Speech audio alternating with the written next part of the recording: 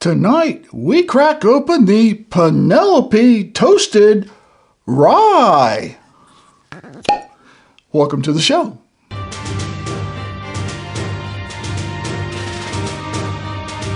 I see rye, people.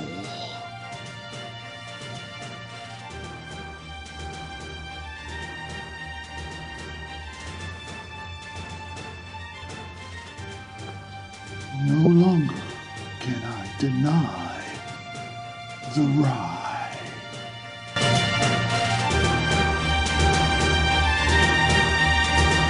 Yeah, okay. Before you change the channel or turn off the internet, yeah, it's me, it's Mike. This is Bourbon Riders, and this is a toasted rye whiskey. Penelope calls it their straight rye whiskey toasted barrel finish. It's a char number 1, toast heavy, and it's 100 proof. And it's bottled by Penelope Bourbon Bottling Company in Bardstown, Kentucky. And you probably say, Mike, what the hell's going on here? Why are you popping a cork on a toasted rye, or any rye for that matter? Well, if you remember when I did the bourbon hunt at over Roswell Beverage, and then later on did a store picks, I got to taste this Penelope rye, and I liked it. I was surprised. I didn't buy it on that particular hunt or the store pick, but I remember liking it. And a good friend who shall remain nameless, Andrew, basically has been kind of getting on my ass lately about, well, you know, you're really kind of, I wouldn't say pissing off, but ignoring a huge rye whiskey community and those that like high rye bourbons. So I thought it was time to do a first pour on a rye product that I had no objections to.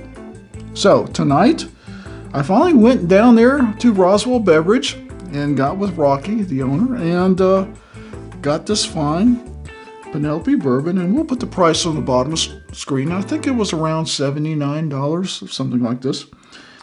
It is aged 5 years, and it's batch 23-303. Now, it's non-chill filtered, and it's pretty good as I remember. This is part of I think a couple of cases that Rocky got over there. And so I know it was all from the same batch. In fact, we had to find it because he thought he had sold it all, and we dug through a few other Penelope boxes, and sure enough, on the bottom, there was one case left of this Penelope Toasted. I got lucky. They might not have had it, and I would have been searching for it, and I could have got a different batch, a different version of this Penelope, and might not have liked it. But it should be the same batch that I tried before, so we're going to get right into it with a decent first pour. And our mind, our heart, and our palate is open to new things for 2024.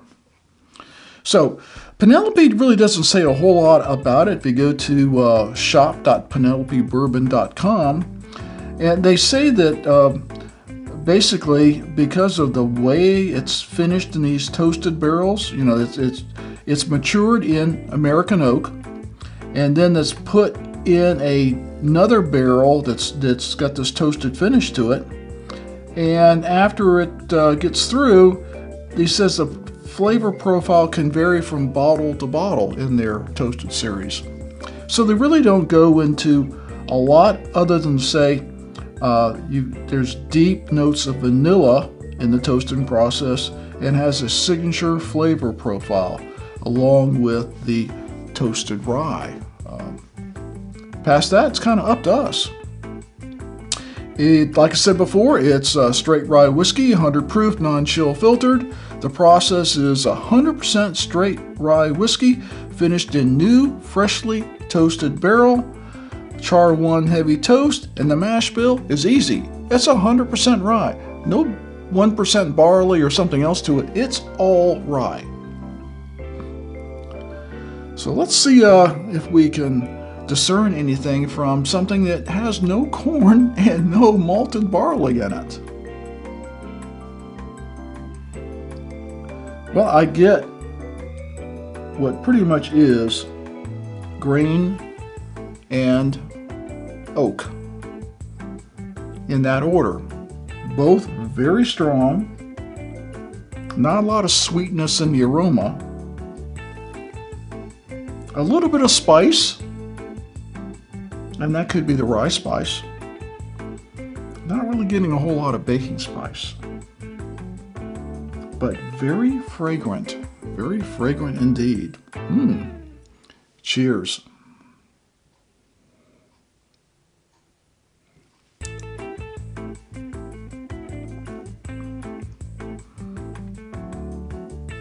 Different. Nice. You get a pleasant rye spice in there. Some rye spice I don't like, and it could just be the way they process the rye. This though, it's a little peppery on the tip of the tongue, and you get that rye spice, and I do get some baking spices in there, and some toasted oak, and definitely some vanilla, and it's just a little bit sweet. Not a lot, just a little bit. And on the finish, that kind of an oaky vanilla with maybe a hint of dry fruit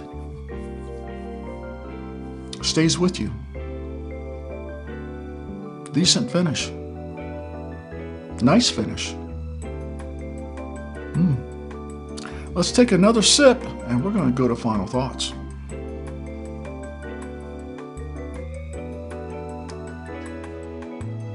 I'm impressed.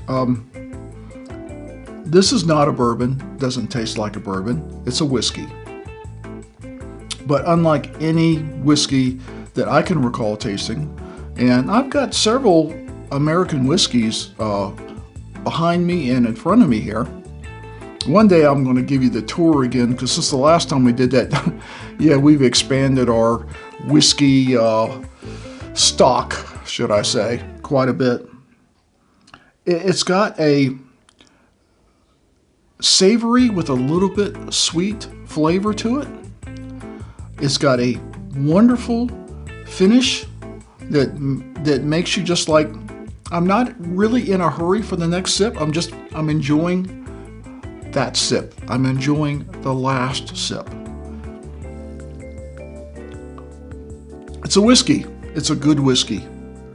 I'm going to have to widen my gaze, as they say. I forget where I heard that. Some book or some movie I watched about widening my gaze. Well, I am widening my gaze with this toasted rye.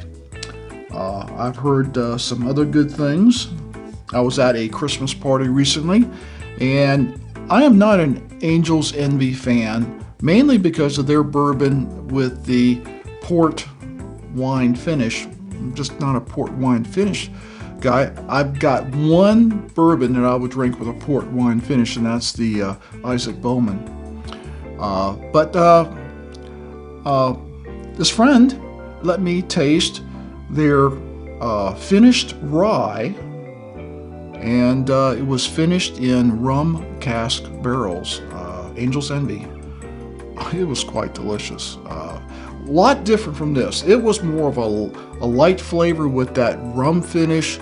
It was not heavy on the rye spice at all. This is a lot darker, more savory profile, a whole lot different. I don't know if I'm becoming a rye fan or I just like certain ryes. I think most likely I just like certain ryes. There's still bourbons with high rye content that I don't care for, and I've tried recently. Just not my thing. But you get the right kind of rye with the right kind of finish, in this case, toasted finish. I like it. It's good. What more can I say? So it gets to our ranking system 1 through 5. 1 being stop the video and go and get it. 5 being drink it only if it's free. I would say I would give this a solid 3. Shop for the best price. I don't know if high 70s is about what to expect for this rye, and we'll put the price I paid for it on the bottom of the screen. But I think you should always get a good price on the bourbons. If it's a special release or a limited release, I would say like, well, maybe I might elevate it to your, for it to be your next purchase. I think that Penelope is going to be around a while, and now that MGP has acquired them, I think they're really going to be around a while, and you might even see more products from that company. So, if you see it on the shelf, note down the price, go to your other favorite bottle shop. That one price is better, buy it. It is a buy recommendation. I just want you to shop around and get a good price, because on ryes, I don't yet know what is a fair price for a good rye. But I'm happy I bought this one. No regrets at all. No regrets of making this video, although I'm going to get a whole lot of shit over it. I hope you understand. Palates change, they evolve. It's all part of our bourbon journey, is it not? Everyone has their own journey, and it goes down different ways. Mine is no different. So, we hope you will like this video, comment, and share, and yeah, give me hell about why it took me so long to find a rye whiskey that I like. What can I say? 2024, who knows? I might even try a single malt. Did I just say single malt? What the fudge did he just say? Oh my God, what am I thinking? As always, please drink responsibly, never drink and drive. Have a great Christmas, a wonderful New Year, and we will see you in 2024.